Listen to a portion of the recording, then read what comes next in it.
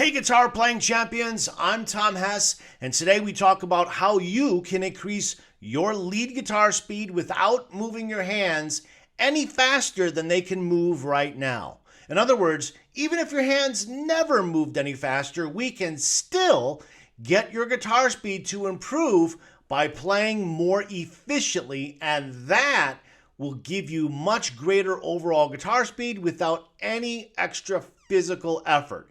Now, you're about to learn exactly how to do this. What you're about to see is an excerpt from a lesson I gave to one of my pro-level online guitar students. Check it out. So I would like to work on improving my directional picking. I've been working on it for a couple months now, but I just feel like my progress could be better. So I'm just wanting to know exactly what's holding me back from getting it faster or getting the technique correct and clean. Okay, let's take a look at it.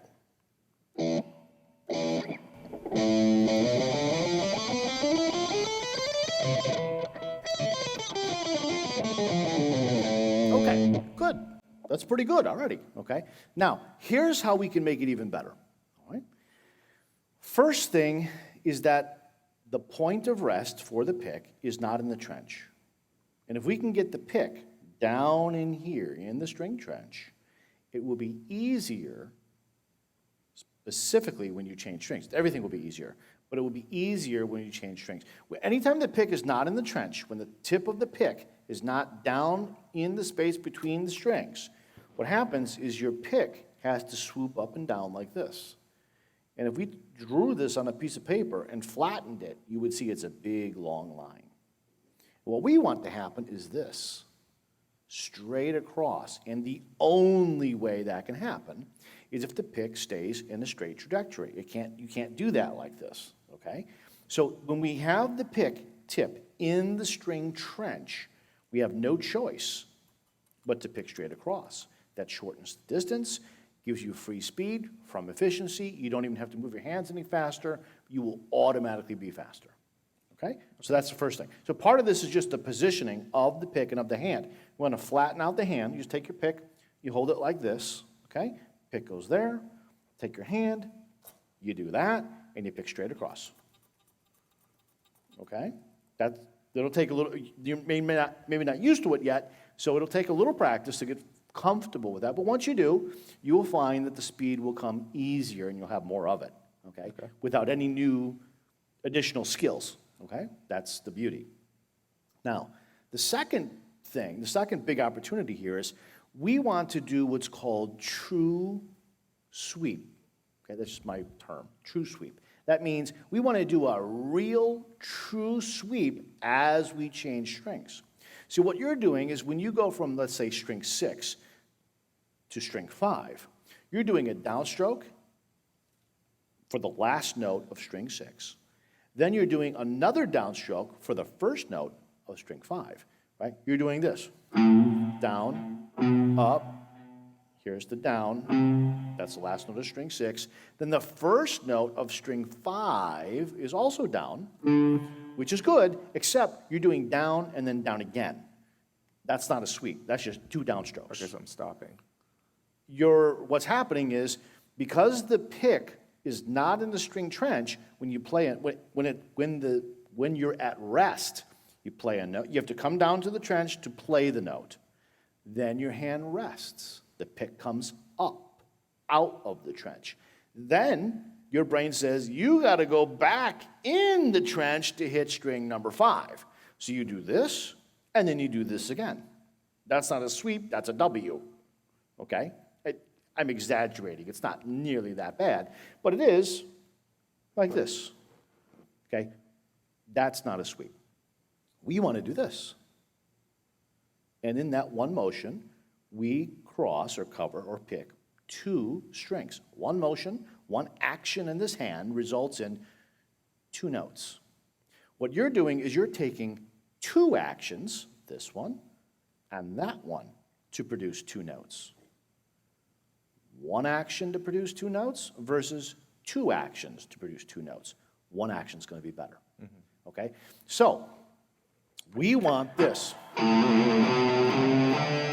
When I go across, my pick does not stop moving. After I play this note, the pick continues to move. Momentum does not stop.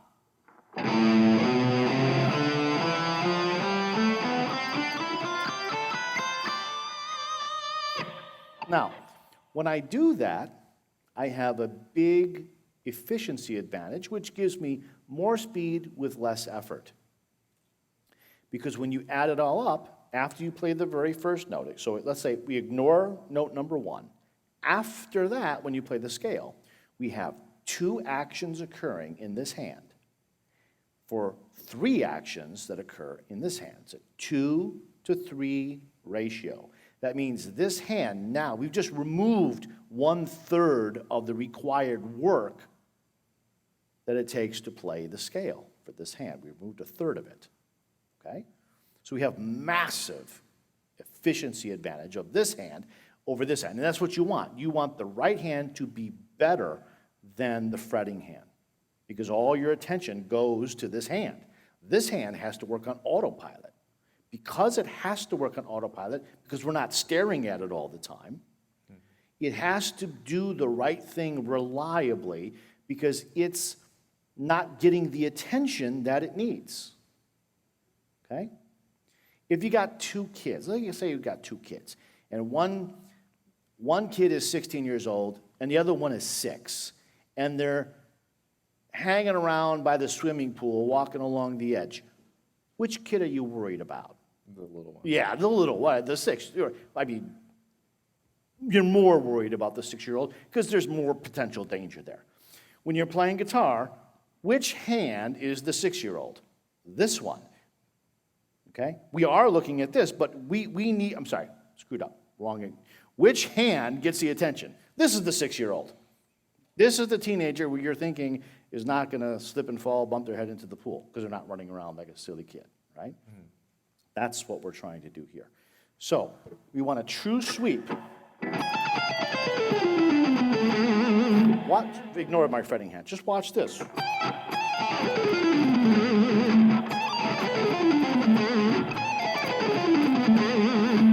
There's not a lot of work being done in this hand, right? It just kind of flows. Very little work. This hand's working much harder, okay? This hand's not, because every time I go from string to string, the pick just falls to the next string because it's a true sweep picking motion. It's not up and then up again. It's not 2 motions. It's not motion 1, motion 2. It's a single motion. The pick never stops. The momentum just continues on to the next string. Same thing here.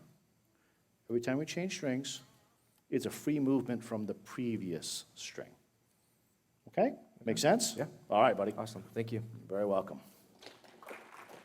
If you like my videos on YouTube, you are going to love my personalized breakthrough guitar lessons. I'm going to show you exactly how to transform your guitar playing from being just okay to being really awesome, even if you're stuck right now or are having some self-doubts. Imagine just how much better your guitar playing will become when you know exactly what to do and exactly how to practice, and have the guidance and roadmap to get you there. Now, I've done this for literally thousands of people over the years. Now, if you do the work, if you'll practice what I teach you at least 30 minutes a day, I am absolutely certain I can help you become the guitar player that you want to be and you should be. Now, unlike other lessons, you won't get a bunch of generic cookie cutter lessons from me where everybody gets all the same stuff. No. You get lessons customized to you, to who you are, what your goals are, your challenges, your strengths, your weaknesses, your learning style, experience, frustrations, and most importantly, who you want to become as a guitar player. So check out my breakthrough guitar lessons at tomhess.net/guitar and see if they're right for you. And I'll see you on the other side.